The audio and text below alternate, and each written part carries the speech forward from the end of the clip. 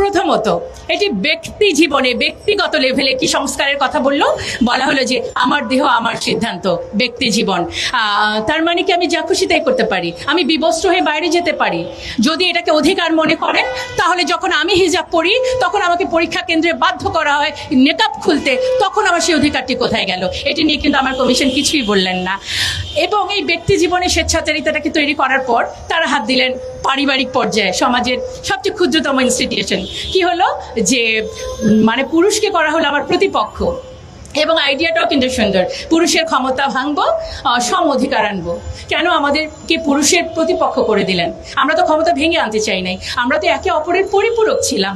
এবং কি হলো, বলা হলো যে মেরিটাল রেপ একটি বিষয়, যে শব্দটিকে এখনো বলা হচ্ছে। এবং আমি বিনয়ের সাথে বলছি, ঘটনাটি কিন্তু সত্যি সত্যি সমাজে কোনো কোনো ক্ষেত্রে আছে। বিষয় হচ্ছে যারা এটি করছেন, যে পুরুষ এটি করছেন, তিনি কিন্তু মানসিক বিকারগ্রস্ত, তার যেমন চিকিৎসা দরকার। এবং ফিজিক্যালি অ্যাসাল্ট যখন মহিলারা হন, তারা কিন্তু অবশ্যই নারী নির্যাতন মামলায় যেতেই পারেন। তাহলে ফৌজদারি মামলা কেন? একটি দাম্পত্য জীবন ধ্বংসের দিকে নেওয়ার জন্য এটা যথেষ্ট। এবার চলে আসি হচ্ছে যে শিক্ষা ব্যবস্থা। শিক্ষা ব্যবস্থার আগে আমি একটু সম্পদ নিয়ে বলতে চাই, এটিও তো পরিবারের ইস্যু। বলা হলো যে সম্পদ এখন সমান সমান পাওয়া যাবে। কত সুন্দর, নারীদের এত বড় সুযোগ পাওয়া। আমরা বলতে চাই ইসলাম আমাকে যে অধিকার দিয়েছে, আপনারা তো আমাকে সেই অধিকারটিকে নিশ্চিত করতে দেন নাই। আমার এই সোসাইটি থেকে তো আমি আমার ভাইয়ের কাছ থেকে যতটুকু প্রাপ্য সম্পদ পাওয়ার কথা সেটাই পাচ্ছি না। আপনারা খুব সুন্দর করে আইওয়াস দিয়ে আমাকে খুশি করে বলছেন এখন থেকে আমি আমার ভাইয়ের সমান সম্পদ পাবো। এই জায়গাটায় অবশ্যই বাস্তবিকভাবে এটি কিন্তু আসা উচিত ছিল। যে বিষয়টি ক্লিয়ার করতে চাই, তারা তাদের প্রতিবেদনে সুস্পষ্ট করে লিখেছে ধর্ম নারীকে বৈষম্য করেছে। আমি জোর গলায় বলতে চাই, ধর্ম নারীকে বৈষম্য করে নাই, ধর্মের প্রয়োগ নারীকে ভুলভাবে প্রয়োগ।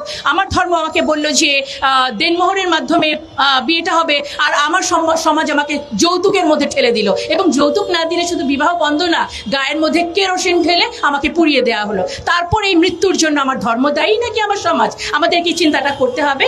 এবং দেখেন এটার মধ্যে হচ্ছে আরেকটি হচ্ছে পতিতাবৃত্তি। অলরেডি এটা নিয়ে অনেক কথা বলেছেন। এবং আপনি আমাকে আমার দাম্পত্য সম্পর্কের মধ্যে সংঘাত বাড়ালেন, আমার ভাই এবং আমার বাবার সাথে সম্পর্কে সংঘাত জড়ালেন, এবং পতিতাবৃত্তিকে করে দিলেন উন্মুক্ত। তখন এই যে কিছুক্ষণ আগে আমাদের আরো অন্যান্য বক্তারা বলেছেন, স্বামী তখন এই ফৌজদারি মামলা এড়ানোর জন্য কিন্তু যাচ্ছে কোথায়? পতিতালয়ে।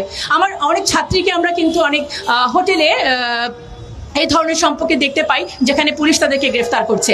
যখন পতিতাল এই বৃত্তিটিকে আপনি একটি পেশা হিসেবে দিচ্ছেন, তখন তারা পার্ট টাইম টিউশনির মতো ওখানে গেলে সমাজ ব্যবস্থা যদি ভেঙে পড়ে, এর দায় ভাইকে আপনাদের নিতে হবে না? দেখেন এই একই সাথে হচ্ছে যে গণমাধ্যমে বলা হলো যে কিছু কিছু শব্দ প্রয়োগ করা যাবে না, যেমন হচ্ছে নৈতিকতা।